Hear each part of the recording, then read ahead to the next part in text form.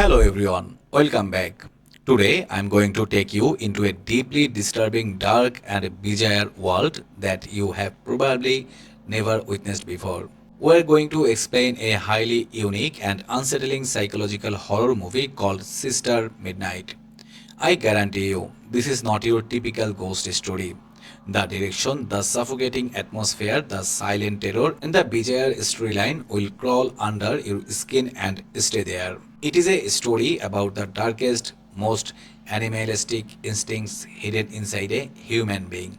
So lock your doors, turn off the light, and let's dive straight into this weird and terrifying nightmare. The movie begins with a newly-wed couple. The groom name is Gopal and the bride is Uma.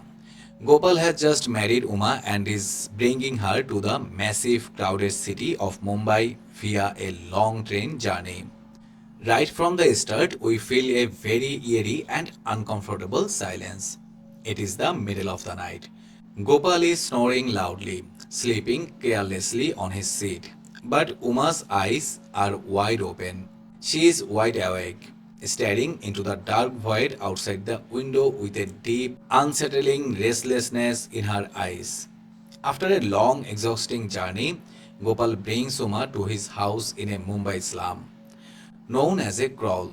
The house is unbelievably tiny, claustrophobic, and suffocating. You can almost feel the lack of oxygen in the room. When they arrive, the most bizarre thing happens. They don't speak a single word to each other. They just sit there in absolute dead silence for hours, acting like two completely unknown strange forced into a cage. There is no emotion, no happiness, not even basic human communication. After a long time, Uma goes to a corner to change her clothes. For the sake of privacy, Gopal steps out of the tiny house. But the real psychological weirdness happens when Uma lies down on the bed and Gopal walks back in. Gopal does not say anything. He just stands there, staring at Uma with a blank expression. Uma immediately understands his silence. Awkward cue. He needs to change his clothes now. So Uma quietly gets up, walks out of the house, sits on the dirty stairs and starts smoking a cigarette. The silence between them screams that there is something deeply fundamentally wrong with this marriage. Even when they sleep at night, they turn their backs to each other, maintaining a cold emotional distance. In the middle of the night, Uma suddenly wakes up. The strange smell of the new place, the suffocating heat, and the sheer claustrophobia do not let her sleep. She walks out of the house and starts wandering around the dark, creepy, and empty corridors of the slum. When morning arrives and Uma opens her eyes, Gopal is not on the bed. He woke up early and left for work without even bothering to tell his new wife. When Uma opens the door and peeks outside, the overwhelming noise, the massive crowd, and the chaotic rush of Mumbai terrify her completely. She violently shuts the door and locks herself inside. She spends the entire day trapped in that tiny, suffocating room, hoping Gopal will return and bring her some food. She is starving, her stomach twisted in pain. Unable to bear the agonizing hunger, she finally steps out. Her neighbor, a woman named Shital, asks her for some butter. Uma is so terrified, socially awkward, and uncomfortable that she completely ignores Shital, rushes back inside, and locks the door again.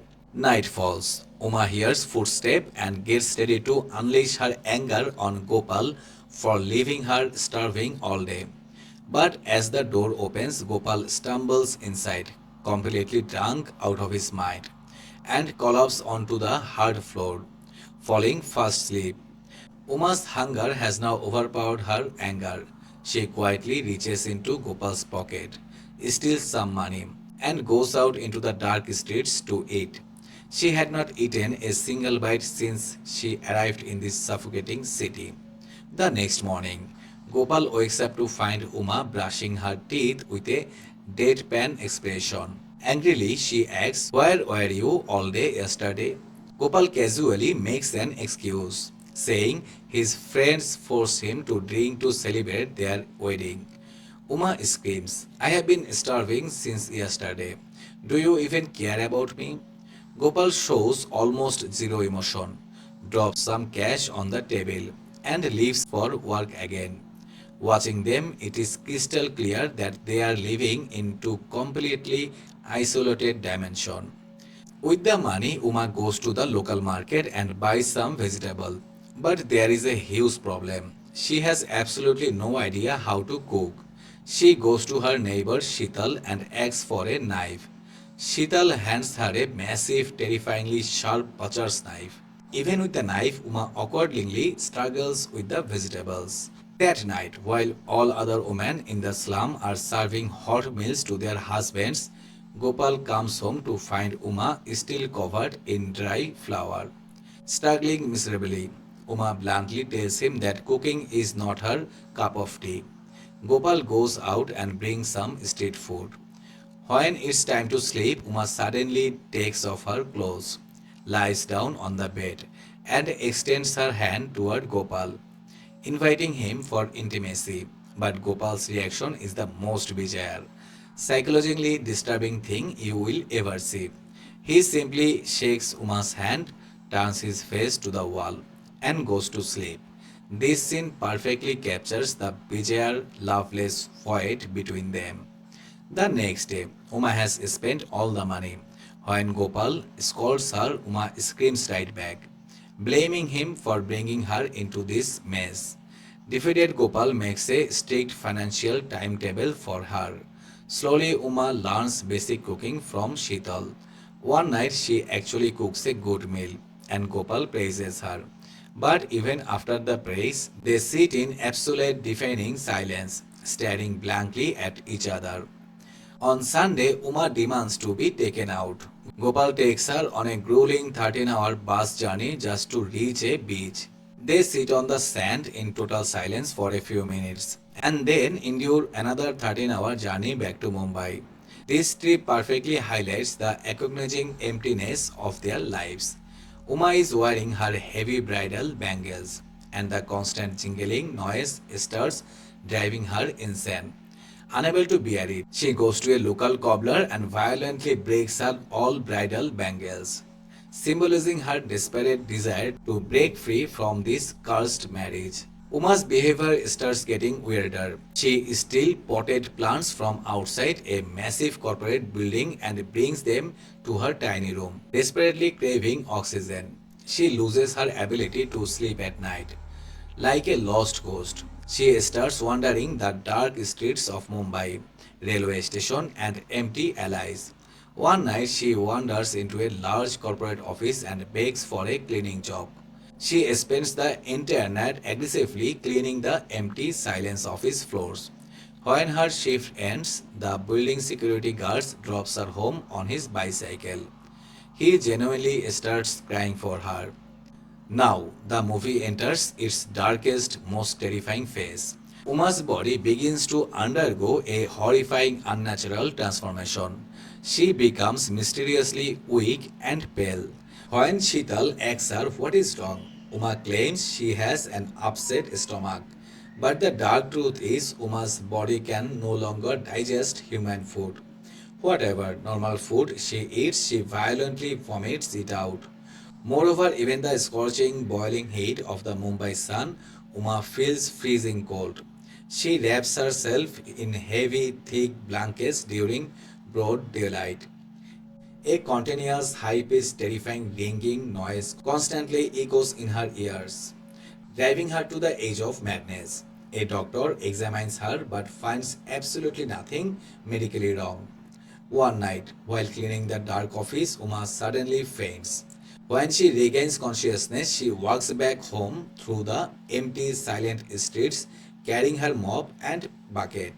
Suddenly, she spots a small, innocent baby goat in an alleyway.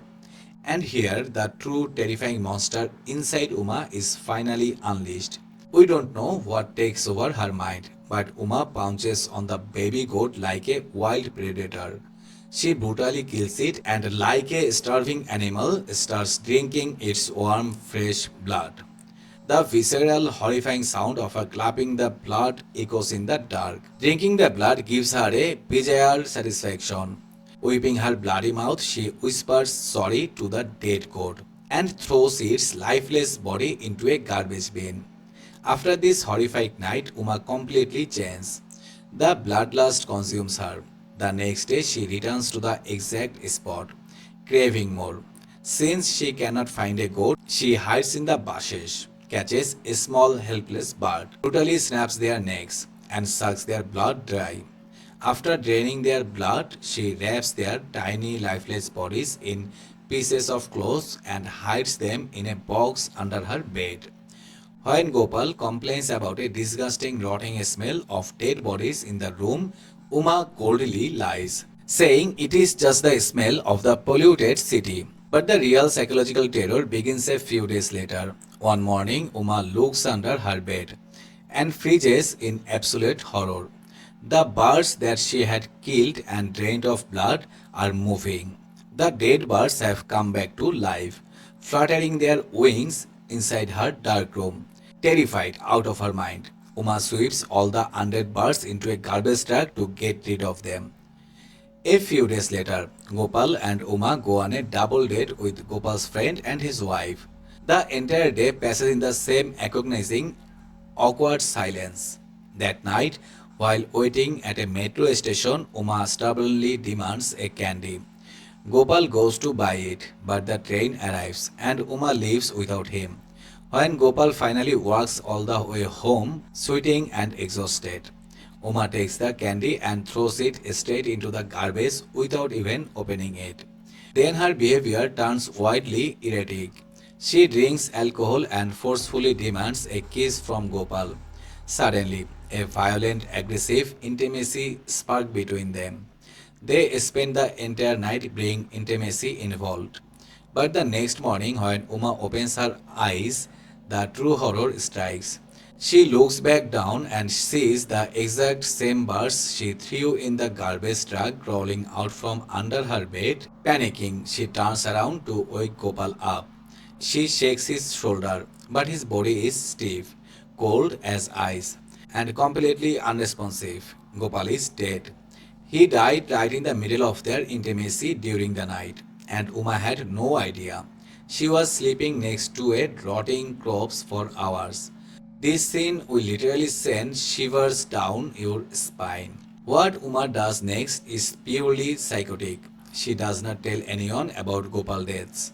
Instead, she continues living in that tiny suffocating room with his rapidly decaying corpse. She props his dead body up on a chair, decorates his rotting face with fresh flowers, and wraps colorful, blinking fairy lights around his neck. As the days pass, the corpse starts rotting heavily, filling the room with an unbearable, suffocating stench of death. One night, a massive herd of goats gathers outside Uma's door, screaming and bleating violently. The animals can sense the dark, demonic energy inside. The terrified neighbors write the word Diane, which means witch, on Uma's door in red paint. One day, the wife of Gopal's friend gets suspicious and forces her way into Uma's house. She steps inside, looks at the center of the room, and the ground slips from beneath her feet. She sees Gopal's horrifying, rotting corpse staring back at her. Before she can even scream, Uma steps out of the shadows. With a dead, terrifying voice, Uma whispers, "You have no idea how thirsty I am." In the next split second, Uma brutally attacks and murders the woman. But shockingly, Uma does not drink her blood. Instead, she goes to her neighbor Shithal and borrows a massive, sharp hand saw. In the dead of night, Uma uses the saw to brutally dismember the woman's dead body into tiny bloody pieces. She then carries the chopped up flesh to an empty field and feeds it to the same herd of goats. Why did she do this horrifying act? I will reveal the chilling reason in the ending. Now Uma has to get rid of Gopal's rotting crops. She hires a truck driver to take her to a completely isolated, barren wasteland. There she dumps Gopal's body and sets it on fire. She sits there in the eerie silence until morning. Suddenly, a creepy Aghori appears out of nowhere. He picks up the ashes of Gopal, burned crops, smears them all over his own body, and rubs some of the dead ashes onto Uma's face.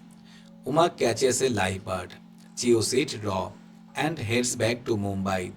But when she reaches her slum, a horrifying sight awaits her. An entire angry mob of neighbors is standing outside her house, holding burning torches. They know she is a witch. The furious mob surrounds her. A police officer and a Hindu priest step forward. The priest raises a pot of holy water to throw at her, but suddenly a massive miracle happens. A nearby electric pole violently short circuits, raining massive sparks and fire down on the street. Seeing this supernatural explosion, the priest and the policeman drop to their knees in absolute terror, believing Uma has demonic powers. Taking advantage of the chaos, Uma runs for her life. Sheetal and the security guard find Uma, hide her in a car, and drop her at the main railway station. Uma boards a long distance train, escaping towards the cold mountains of Himachal.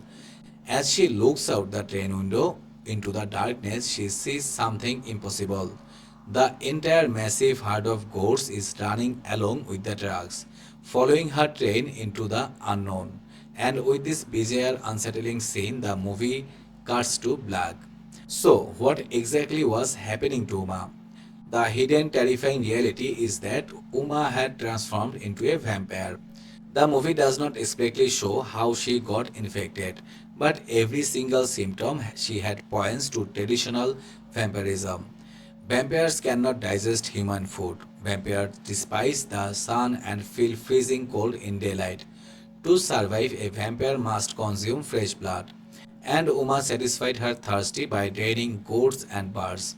But the biggest, most chilling secret is, why did Uma chop the woman's body into pieces instead of drinking her blood? According to vampire lore, any human or animal whose blood is drained by a vampire comes back to life as an undead monster. That is exactly why the dead birds kept coming back to life in her room. If Uma had drunk the woman's blood or left her body intact, that woman would have resurrected as a bloodthirsty vampire too. To prevent her from coming back from the dead, Uma brutally dismembered her body and fed it to the ghosts. This movie is an absolute masterpiece of psychological and atmospheric horror. It shows the darkest, most terrifying transformation of a lonely human soul. What did you think of this bizarre story? Let me know your dark thoughts in the comments.